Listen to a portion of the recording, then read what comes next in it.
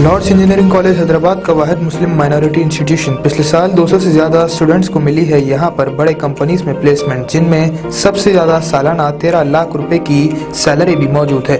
Admissions और details के लिए नंबर्स पर कांटेक्ट करें। ये पुराने शहर का एक डायपर मैन है।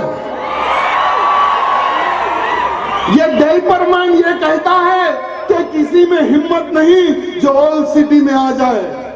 तो डायपर मैन को मैं ये कहना चाहूंगा कि देख, तेरा बाप योगी आ रहा है,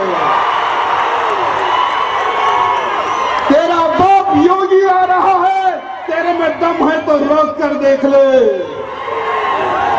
अरे तूने तो बहुत प्रयत्न किया था डीजीपी के पास, तेरे टट्टुओं को, तेरे टीआरएस के टट्टुओं को तूने कंप्लेंट देकर भिजाया था कि बीजेपी वाले कम्युनल वायलेंस पैदा करने का प्रयत्न कर रहे हैं। अरे बीजेपी वाले कभी भी इस प्रकार की सोच नहीं रखते।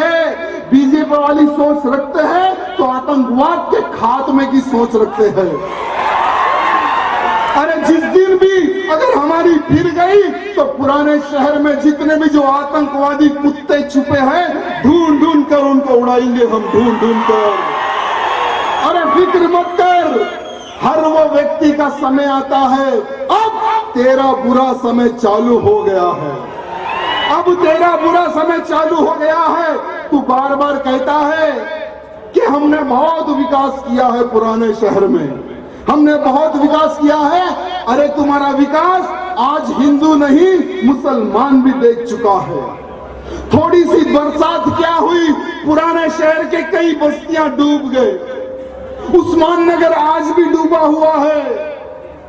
हिंदू के साथ साथ आज मुसलमान भी परेशान है। मैं मुसलमान मेरे भाई बंधुओं को कहना चाहूंगा, राजा सिंह मेरे मुसलमान भाई बंधुओं को कहना चाहूंगा कि अगर सचमुच में तुम्हें विकास चाहिए तो आइए, हम दो हाथ हम आगे बढ़ाते हैं। सबका साथ सबका विकास सोचने वाली भारतीय जनता पार्टी से जुड़े। ये जो मुसलमानों के नाम पर जो आज तक इनका बाप, उसके बाद में बेटा और इनके बाद में इनके बेटे जो मुसलमानों पर जो राजनीति करेंगे, इनकी राजनीति जब तक तो मुसलमान इनकी राजनीति खत्म नहीं करेंगे तब तक मुसलमान डेवलप नहीं होगा, न ही इनका क्षेत्र डेवलप होगा। आज मैं पूछना चाहता हूं, यही चंद्रायन गुट्टे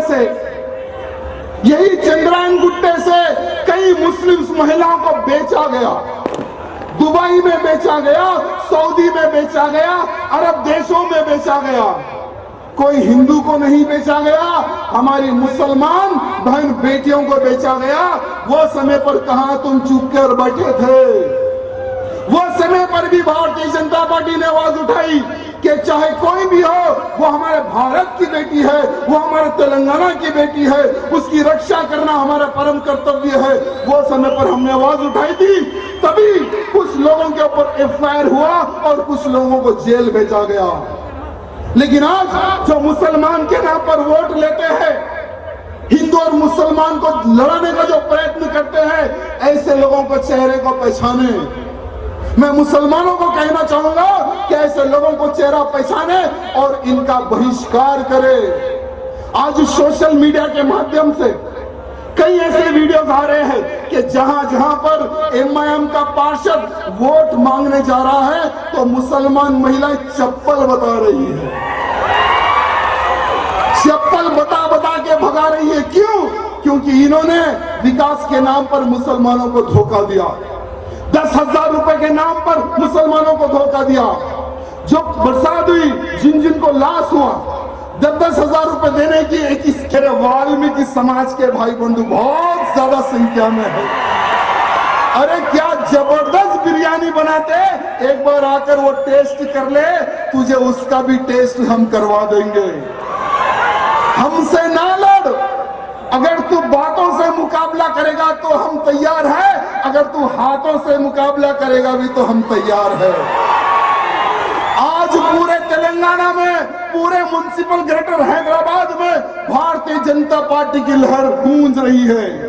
और आने वाला समय यानी कल का लास्ट दिन प्रचार है, 1 तारीख के दिन हर बूथ में हर वो कार्यकर्ता एक सैनिक का रूप लेकर अपने अपने बूथ को संभालना है। मेरे भाइयों, आप अगर आपका बूथ जीत लिए तो समझो भारतीय जनता पार्टी के मेयर बनने के लिए कोई ताकत हमें नहीं रोक सकती। ये बात आप ध्यान रखना मेरे भाइयों।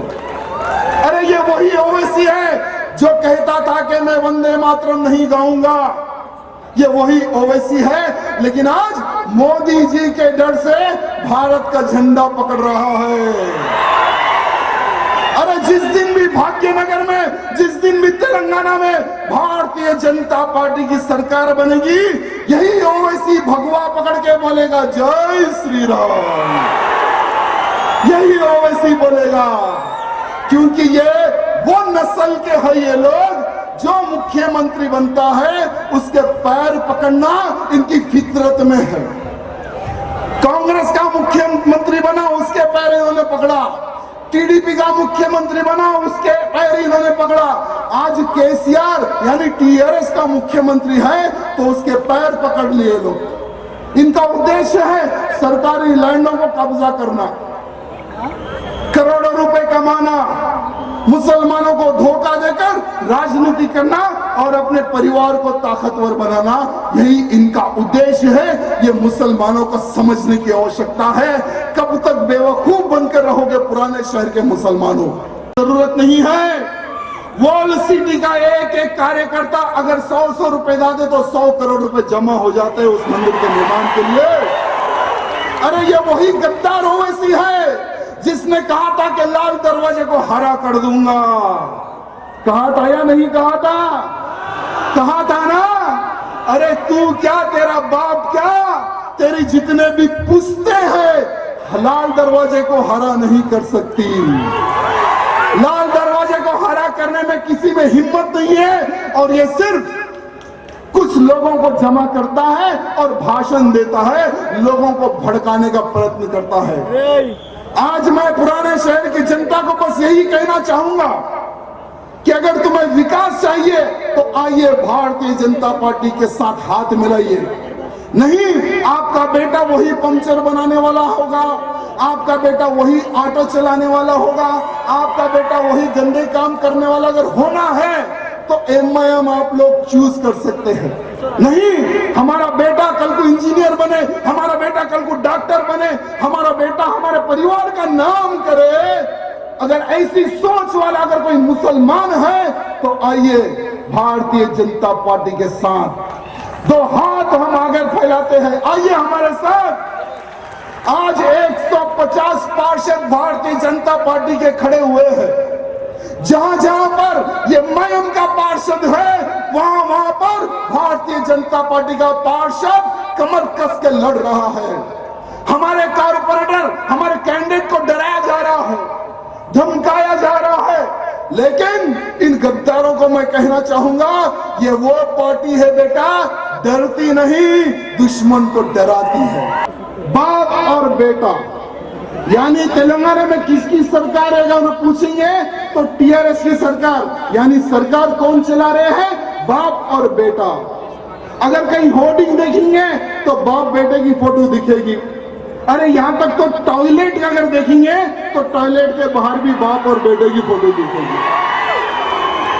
आने वाले समय में जहां जहां पर कचरा कुंडी रहेगी वहां पर भी ये बाप बेटे की फोटो दिखेगी और वो समय भारतीय जनता पार्टी लाएगी। गरीबों को यहाँ पर प्रधानमंत्री आवास योजना का लाभ दिया है। आज चेंज की आवश्यकता है, इसलिए मैं आप सबसे निवेदन करना चाहता हूं, समय कम है, बहुत सारे वक्ताएं हैं, बस यही कहूंगा आने वाले समय में कि आपके हाथ में है भारतीय जनता पार्टी को किस तरह से मजबूत करना। पुराने शहर को आप जीत लो, सारी दुनिया को हम जीत लेंगे। बस आपसे बस निवेदन है, बाकी के हमारे छोटे साले भाई, बड़े साले भाई के टेंशन मत लो, उनको हम है हम देख लेंगे, बस आप अपना बूथ देखिए। धन्यवाद। जय सिया राम। बिहार के चुनाव के प्रभारी थे भारतीय जनता पार्टी के, और बहुत भारी विजय प्रधानमंत्री मोदी जी के नेतृत्व में भारतीय जनता पार्टी ने बिहार के अंदर अपने गठबंधन के साथ फिर से सरकार बनाई है। भूपेन्द्र जी चुनाव के बाद आज यहाँ पर मेरी पहली मुलाकात हो रही, मैं उनका अभिनंदन करता हूं। जितनी शानदार विजय बिहार के अंदर हुई, बिहार के अंदर फिर से भारतीय जनता पार्टी गठबंधन की सरकार बनी। A1 टाउनशिप की एक और नई पेशकश। जहांगीर पीर दरगाह से 2 किलोमीटर पहले मल्टीनेशनल कंपनीज के करीब, जो कि बिल्कुल आबादी से लगा हुआ, बेंगलोर हाईवे से सिर्फ 5.5 किलोमीटर, बीटी रोड से लगा हुआ, तमाम डेवलपमेंट के साथ 5,50,000 में 100 गज का प्लॉट। A1 टाउनशिप में आपका ये छोटा सा इन्वेस्टमेंट आपका और आपके बच्चों का मुस्तकबिल बदल सकता है। आज ही तशरीफ लाएं और A1 टाउनशिप के इस प्रोजेक्ट से फायदा उठाएं। Office at pillar number 235, opposite fisheries department, Rajendra Nagar, Hyderabad.